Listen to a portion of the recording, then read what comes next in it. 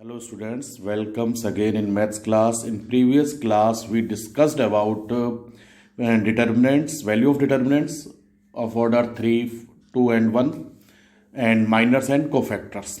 Now we discussed about properties of determinant. Okay. First properties, the value of the determinants remains unchanged if its rows and columns are interchanged.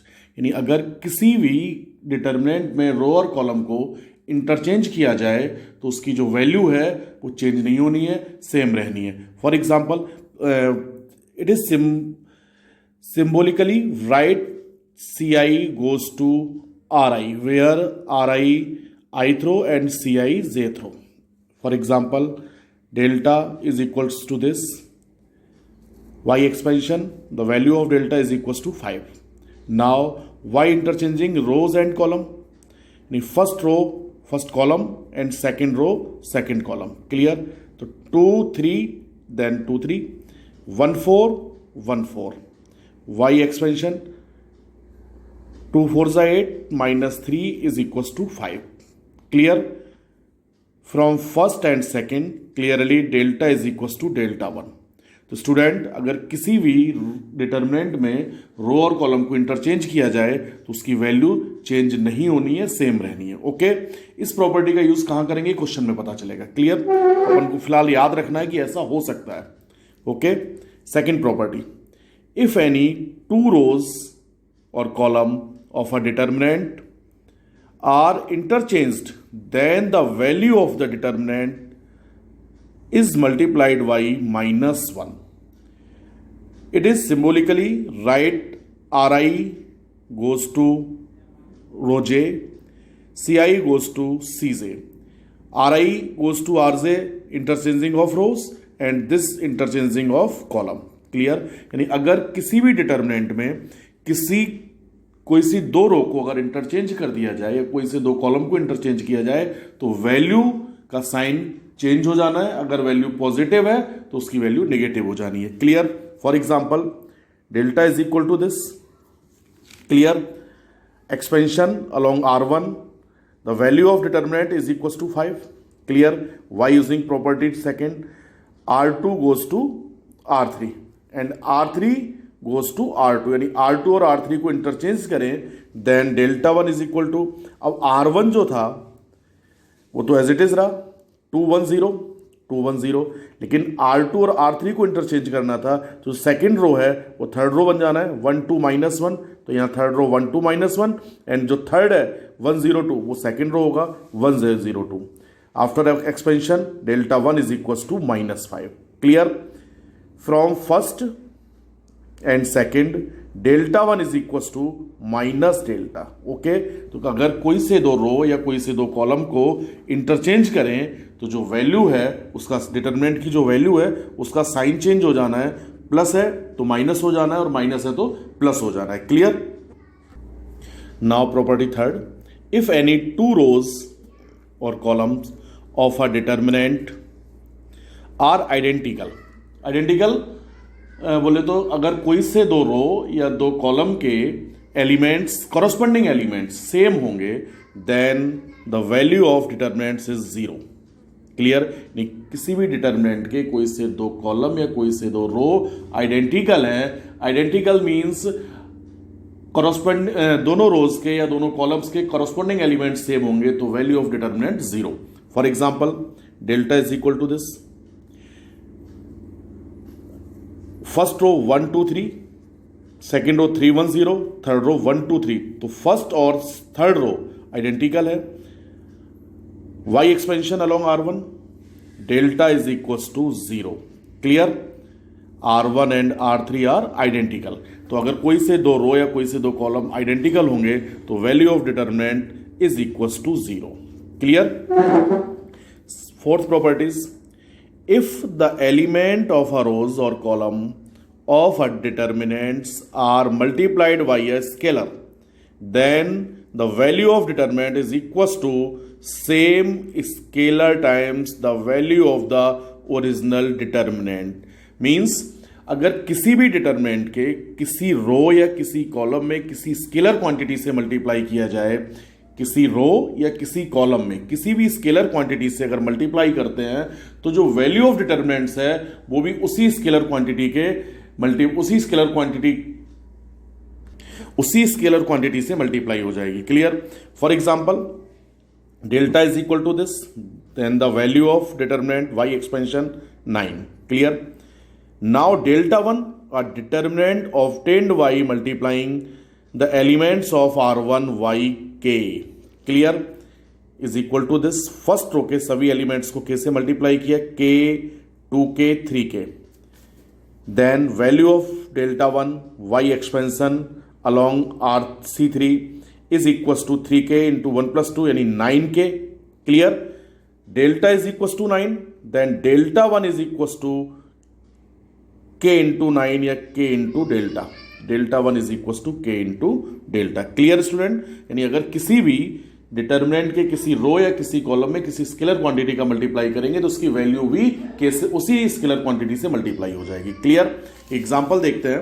जैसे कोई determinant है, delta is equal to this. Clear? Find करना है आपको। तो आपको जैसे यहां दिख रहा है, फर्स्ट रो में अगर 2 से मल्टीप्लाई किया जाए, क्लियर, फर्स्ट रो में अगर 2 से मल्टीप्लाई करें, थोड़ा सा इजी हो जाना है एक्सपेंशन। तो अगर हम फर्स्ट रो में 2 से मल्टीप्लाई करेंगे तो आपको मालूम है कि जो वैल्यू ऑफ डिटरमिनेंट्स है वो भी 2 टाइम्स हो जानी है। क्लियर?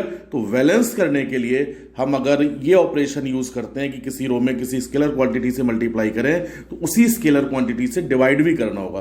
तो R1 goes to 2 into R1, यानी R1 में 2 से मल्टीप्लाई किया, then delta is equal to, तो हाफ 2 से डिवाइड भी करना है, half into 2 into this and 2 into this and 2 into this. Clear? After expansion the value of delta is equal to 29/2। Clear? यानी इस एग्जांपल से ये मालूम चलना है अपन को कि अगर किसी भी डिटर्मिनेंट की किसी रो में किसी स्केलर क्वांटिटी से मल्टीप्लाई करें, कब करेंगे क्वेश्चन बताएगा, तो उसी स्केलर क्वांटिटी से उस डिटर्मिनेंट को डिवाइड भी रखना है। क्यों रखना है? बैलेंस रखने के लिए। Clear? Okay, clear? Next property, एक ये नोट याद रखेंगे पहले तो, why this property we can take any common factor from any one row और any one column of a given determinant. यानी अगर किसी भी डिटर्मिनेंट के किसी रो या किसी कॉलम में कोई नंबर कॉमन है तो उसको, कोई फैक्टर कॉमन है तो उसको एज ए कॉमन बाहर लिया जा सकता है। Clear? Example, delta is equal to this, तो फर्स्ट रो में के तीनों एलिमेंट्स में है तो के को एज कॉमन बाहर ले लेंगे। यहां delta is equal to first row में के, सेकेंड रो में एल, तो के और एल को एज कॉमन बाहर लिखेंगे। क्लियर? और रेस्ट पार्ट जो भी बचना है। ओके? कहने का मतलब है किसी भी रो या किसी कॉलम में कोई सा फैक्टर अगर कॉमन है तो उसको डिटर्मिनेंट से एज ए कॉमन बाहर लेंगे। ओके? क्वेश्चन है evaluate this determinant by using properties. तो आपको यहां दिख रहा है बेटा 102, 17 into 6, 18, 3 into 6, 36, 6 into 6. Taken 6 as common from first row. Clear? Rest 17, 3, 6. Second row as it is 1, 3, 4. Third row as it is. We observe that R1 and R2 identical. Then value of this determinant is equals to 0. Okay? Next properties. If each elements of any row or column of a determinant is the sum of 2 or more terms, then the determinant is expressible as the sum of 2 or more determinants of the same order. Clear? For example, delta is equal to this. Observe that first row के जो तीन elements हैं वो sum of K1 and A1, sum of K2 and A2, sum of K3 and A3. Clear? So student, delta is equal to sum of those determinants first is K1, K2, K3, second और third row as it is रहने हैं, plus second determinant में first row A1, A2, A3 and second और third as it is रहने हैं। Clear? ये property कहां use होगी क्वेश्चन में पता चलेगा अपन को। एक एग्जांपल हो रहा है ये, first row K1 plus A1, K2 plus A2 plus M, K3 plus A3 plus N, second row V1, V2, V3, C1, C2, C3, then determinant is equals to sum of three determinants. First row, in first determinant K1, K2, K3, second or third as it is. In second determinant, first row A1, A2, A3, second or third as it is रहना है.